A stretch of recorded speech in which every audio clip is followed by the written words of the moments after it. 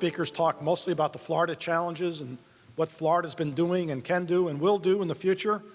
And now we're pleased to have as our closing session today a discussion of something that could cause havoc in our current regulatory programs. And to explain that is going to be Greg Munson with the Gunster Law Firm. Greg is a partner in the Gunster firm. He practices in Tallahassee.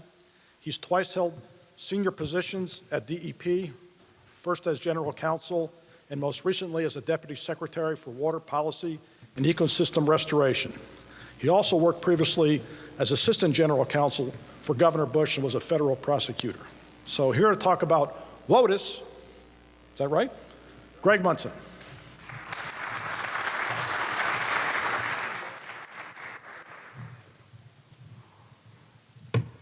Well, good afternoon, and thank you to Associated Industries for the chance to speak to you all today. I hope that the glare off my head does not blind those of you in the front few rows. I will try to do this.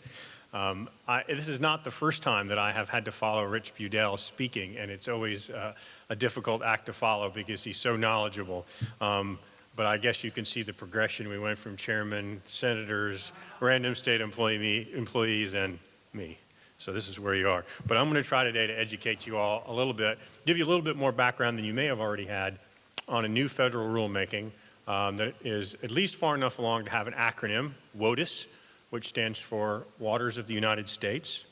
And I'm going to try to give you enough background so that you can get past some of the soundbite level debates that have been going on there. And so to do that, I apologize. I have a PowerPoint presentation. But I promise not to read from the slides in a mind-numbing sort of way. So we'll try to keep this moving. So first of all, why does this matter? Why is everybody talking about this? Well, Waters of the United States is a word that defines the scope of the Federal Clean Water Act. So if you have a water of the United States, you are subject to the Clean Water Act. And there's a bunch of stuff that gets covered by the Clean Water Act. You have to meet certain water quality standards. If a water on your property meets the definition of waters of the United States, then if you discharge into it, for example, you may have to have a particular permit, which many of you are probably familiar with as an NPDES permit. That's one example. There's a whole list of acronyms that follow from there, TMDLs, BMAPs potentially. The only, I would say, bright spot in that whole thing, at least on the water quality side, is Florida itself already regulates many of these waters under a waters of the state definition, which is fairly broad. So, you know, that maybe in and of itself doesn't justify staying up at night, although it's important to point out that Florida's definition of waters of the state and the associated regulations have a fair number of well-understood exemptions and exclusions that aren't necessarily picked up. So you shouldn't feel completely calm on that point. The other area, I mean, I think as we'll talk about, there's some significant concern. One of the areas, though, where, and many of you are familiar with, the Army Corps of Engineers still regulates a lot of this directly. I think some of our other speakers touched on their coverage, and if you need to fill in a wetland, if you have a wetland on your property and they're going to fill, and you want to fill some of that in, you don't go to the state, you go to the Army Corps of Engineers and you deal with them directly. Well, what does that mean? Well, they've got mitigation requirements. So if you've got more wetlands, you've got to pay more to mitigate for any filling. And anytime you deal with the federal government, if they're making decisions on like permitting, that means they also have to comply with the Endangered Species Act. So for those of you who have dealt with the Florida bonneted bat or the pygmy owl or the eastern indigo snake, you know what I mean. So that's why, so in other words, EPA and the Army Corps of Engineers have this definition in rule of waters of the United States. And it is effectively defining the scope of that federal law, the Clean Water Act. And that's why this has such broad ramifications, is because you're changing the fundamental term in the Clean Water Act. So what I'm going to do next is I just want to take you so we can understand what's going on through the existing rule. And we'll move through this quickly, but it's important to understand the baseline. So here's as the rule as it exists today as to what the waters of the United States means. And these first couple are obvious. If you've got a water used in interstate commerce, it makes sense. This would be a waters of the United States. Any water like the Apalachicola River that runs between states would be obviously picked up. Any other related water bodies are picked up currently. Any impoundments of those water bodies are picked up currently. Any tributaries of those water bodies are picked up currently. And there's really not a lot of debate on these issues, and there hasn't been for some time. These are pretty well settled.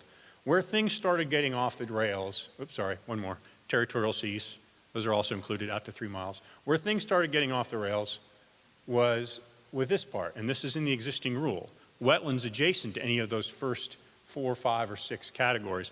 And by the way, today you're going to hear me refer to those first 4 or 5 categories, and it varies throughout the rule, as traditional waters, because so much of the new rule is defined by their relationship to these traditional waters. But anyway, where things started going wrong was with the wetlands that were adjacent to or neighboring. And in a series of court decisions, most recently the Rapanos decision in 2006 or 2008, the U.S. Supreme Court tried to weigh in, and in both cases, the result of those court cases was to pare back the Army Corps' assertion of its jurisdiction. Well, in neither case did that actually result in the Corps paring back their jurisdiction. Instead, we've continued to see sort of a creep of that jurisdiction. And what this rule, what EPA says it's trying to do is clarify the meaning of those court decisions. Now, we'll talk about whether it really accomplishes that. So here's the new rule, and all I did is just create some space to show you the rearrangement. Territorial seas are still in there, it's just been renumbered. The other waters is now in there, but instead of being other waters which could affect it or obstruct it and so forth, it's been defined as other waters with a quote-unquote significant nexus. And significant nexus is a defined term now in the rule, and we'll talk about that. All impoundments has just been moved. Tributaries has just been moved, but tributaries has received a definition that it did not have.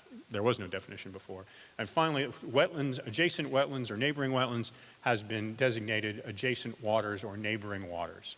And in this case, they've now defined neighboring. So really, you can see a lot of the action in this new rule is on the definitions. Tributary, of neighboring, and significant nexus. And I'm going to go ahead and we'll talk, that's really what I want to talk to you about today. Tributaries. This is the definition. There'll be a quiz on this. Bed, bank, ordinary high water mark that contributes flow directly to one of these traditional water bodies. There's a couple of important exclusions or exceptions to that. If there's a man-made break or natural break, such as a wetland, a river flowing in through a wetland, it doesn't lose its tributary status. So that begins to look a little nebulous. What does that exactly mean? And it's hard to know, but there's some logic there. Things I think don't get too concerning until you see the next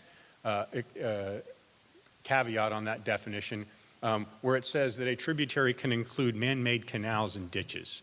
That begins to sound awfully broad. Now, what EPA will say is that well, look, wait, they'll say stop, look at the exclusions. If you look at the exclusions, you should feel a lot better about this, is what they'll say. And now this is a list of exclusions for the entire rule. And I put this up here because some of them could be quite important to you in your operations. The idea of waste treatment systems or prior converted cropland, those are pretty well established exclusions under current law. Those don't appear to be changing. I have heard some arguments that the way the language is treated could lead to a reinterpretation of that, but on the threat scale, I would put that one lower down on the list. What I want to focus in on here are a couple of things. Oh well, I got to point this out. It actually doesn't say puddles as an exclusion, but in the earlier draft version, they actually felt the need to go ahead there and put that the waters of the United States do not include puddles. So they've now struck that out, which leads me wondering, so that's actually not in there, so it leads me wondering, does that mean puddles are covered? They swear it's not, but we'll see. But I want to focus in on the ditches, the couple of exclusions that are up there, and for the point I'll be making later, the key point here is that to fall under that exclusion that says that are excavated wholly in uplands and drain wholly in uplands, you still got to have less than perennial flow, and that's important in Florida. Here's the quiz. Okay, does that gutter meet the definition of a canal? Obviously this is a little tongue-in-cheek, but similar to my gutters, it's in need of dredging, so you might have to go get a permit from the Corps, and it appears to meet the definition of a canal. It's got an ordinary high water mark, a bank, a bed, and a natural break, and if you have sufficient vegetation in your gutters, like I do, you might get perennial flow out of it. So anyway. So I get to inflict my opinion on you. That's one of the things I like about being up here. So I'm going to start with ditches. My opinion, ditches in Florida, it's covered. And here's the main reason why. USGS tells us that only a small number of streams in Florida have less than perennial flow. And that sort of makes sense, particularly when it starts coming to canals and man-made canals and ditches. That's why you put them there, is to drain things. So I think a lot of those are going to be covered. Moving on. All right, so the other thing I said is other waters with a significant nexus to a traditional water body are also covered. I'm not going to read this to you. I hope you'll read it. Well, it's up there on the screen. I do want to point out one particular provision because they've defined this idea, okay, so you've got these other waters. We're not going to look at them in isolation to determine whether they have a significant nexus to a traditional water. We're going to look at them with other similarly situated waters nearby, and that's important. Okay, so what's this mean? Well, my opinion, significant nexus, what does this mean? Yes, exactly. I've read that a bunch of times. Everybody's read that a bunch of times. It's been around for years. Nobody knows really what it means. I mean, we apply it because that's been the law for some time, but nobody really knows exactly what significant nexus means. And this, I have to say, I appreciate where the Corps and EPA are coming from in the sense that they want to clarify the current state of the law as to what is a waters of the United States. But this is what I don't understand. They're keeping the most confusing part of the rule, which is the significant nexus test. Granted, it may apply because they've got these other categorical inclusions of tributaries and so forth, but you're still going to be applying this day in and day out if you're getting a jurisdictional determination, for example. So I don't understand what it means, and I think it puts paid to the idea that this is a rule about clarification. The other thing, this is the similarly situated point. What this sounds like to me is if you, and many landowners, when they bring in the Army Corps of Engineers to do a jurisdictional determination, which at its core point, if you will, pardon the pun, is to determine what pieces of, or what water on their property constitute jurisdictional waters, that is, waters of the United States. Well, if they're going to look at similarly situated waters, they're not going to stop at your property boundary. They're going to be looking at the waters on either side, and vice versa. If your neighbor is getting a jurisdictional determination, well, guess what? You may be getting a jurisdictional determination too. And that's got to be frightening. I mean, the landowners who we've worked with in the past, it's not like they just wake up one morning and decide, oh, we're going to call the Army Corps out here today and have them come out and do a jurisdictional determination. This can be months or years in the process that they've spent making sure that their land naturally reflects natural conditions and isn't in some sort of freak situation. So this is a subtle, but I think a very important catch in the new rule. Okay, moving on to the last part of this, and this is a very, to me, Florida-centric concern. So far, what we've talked about in terms of the significant nexus, the lack of clarity around significant nexus, and the breadth of the tributaries piece, that's going to be a problem across the country. It's a national rulemaking, and sure enough, a lot of national groups have focused on those issues as they've submitted comments. This is something, this idea of what is adjacent or a neighboring issue, I think, is going to have particular impacts in Florida. Okay, that's the existing definition of adjacent. It already includes the word neighboring, but we've now defined neighboring. And basically, what that rule says is if it's in the floodplain or along the bank areas of that, then we're going to cover it. Or if it's got a shallow subsurface connection, we're going to go to a traditional water. We're going to go ahead and cover it. A couple of things I want to point out. Well, there's the definition in the rule of riparian area, and here's the definition of floodplain. A couple of things that jump out at that I've underlined. A floodplain is pretty much defined like you'd think. I mean, I think we know what a floodplain is, but there's a couple of interesting words here. These are floodplains that occurred under present climatic conditions and occurred during periods of moderate to high flows. So a couple of thoughts on that. Moderate to high water flows. Well, what are those? Those aren't defined in the rule. They don't tell us to use the 100-year floodplain map from FEMA. So exactly, potentially, what are 100-year high floodplains? Seems like a possibility. Nobody's told me I'm wrong yet. I also think, what are present climatic conditions? For those of you who've been following the climate change discussion, that's not an insignificant question. Was that last year? Was that the past decade? I mean, you know, what was it I don't know I don't know what we're in now. We used to have the Pleistocene era, or now we're in whatever we're in. But you know what I mean? I mean, how broad is this thing?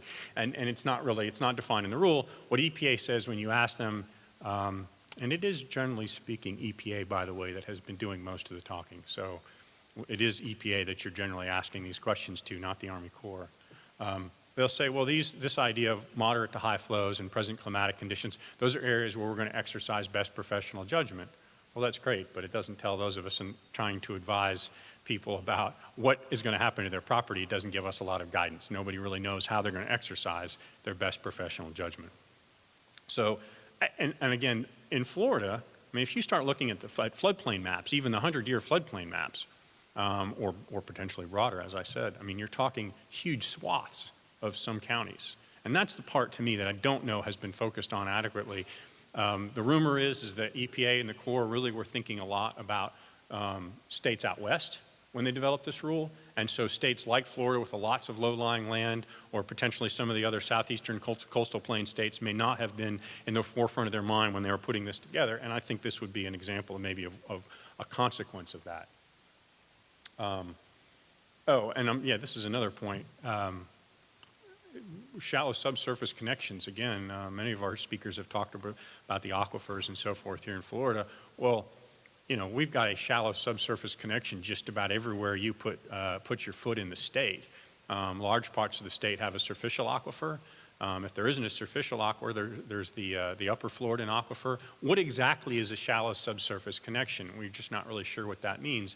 And again, it creates a very easy way to connect what would have traditionally been sort of an isolated, non-jurisdictional, non-waters of the United States way to a traditional water body, and therefore bring it within coverage of this new rule.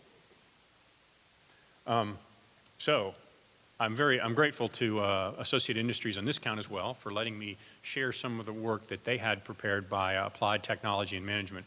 They went out and they took the new rule and they asked for some analysis of, you know, what's before and after. And because of the time frames involved in the comment period and so forth, they focused on just a handful of counties. I'm going to show you two. So this was the before picture in Pinellas County with all the areas in red being waters of the United States under the existing rule, and now this is what it would look like under the new rule. So you can see that's a pretty substantial increase. Seminole County was one of the other ones. Here's the before picture and the after picture. So these are pretty substantial. And the cost is no more reassuring. I kind of hope you like the NOAA slide, because it's not any funnier from there. It's just kind of depressing, frankly. The cost, okay, EPA's national cost, this is the national cost, all in, mind you, is $231 million. Isn't that like the national debt in a day or something? I mean, it's not too hefty by federal standards. But ATM, on behalf of the AIF H2O Coalition, looked at it in just these four counties, just local government costs, using averaged figures for total nitrogen and total phosphorus, and developed these figures, and that's 4.2 billion with a B for just four counties. Both of these numbers aren't right, and you know, if I were going to go out on a limb as to who was right about which was going to cost more, I probably wouldn't side with the federal figure.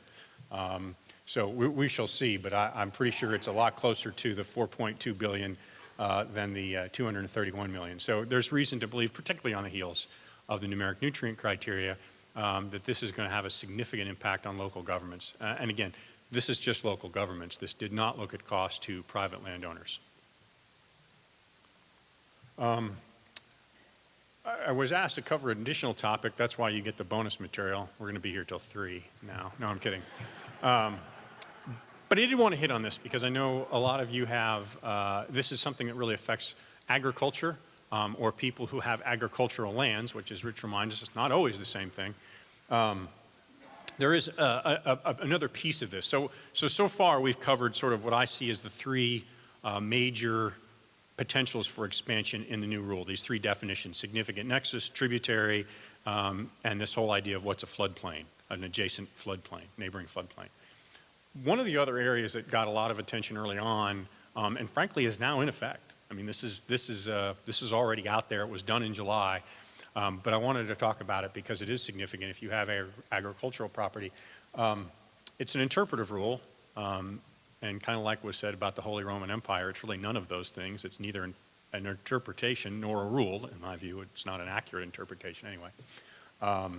It basically is three federal agencies getting together and saying, we're going to interpret the agricultural exemption that's in the Clean Water Act in this way.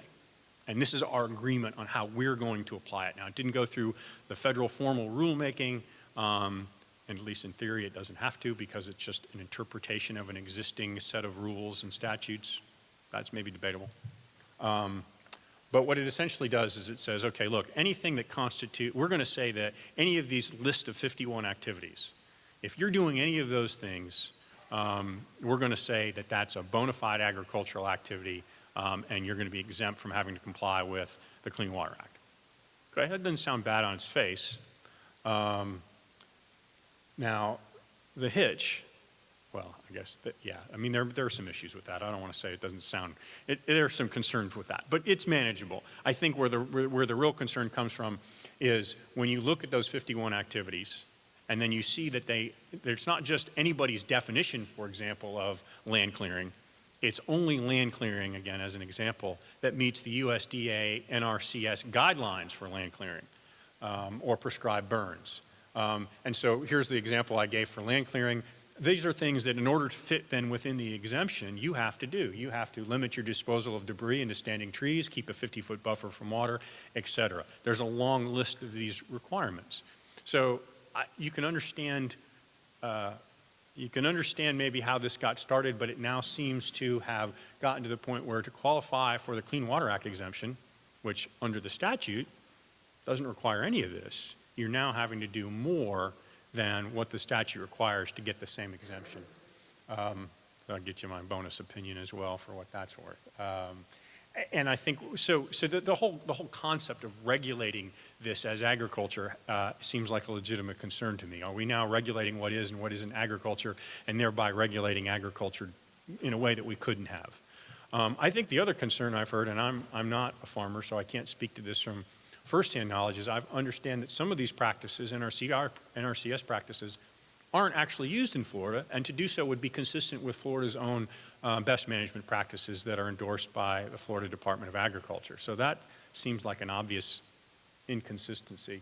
And then to state the obvious point, if you're a farmer and you want to sell your land and you've been relying on these exclusions, well, the new landowner coming in to buy it isn't going to be, unless they're going to farm on it as well, isn't going to be able to take advantage of those exemptions. And a lot of our farmers, their land is part of their overall wealth. And so you're limiting their ability to use that for other purposes down the road by putting this type of exclusion around it.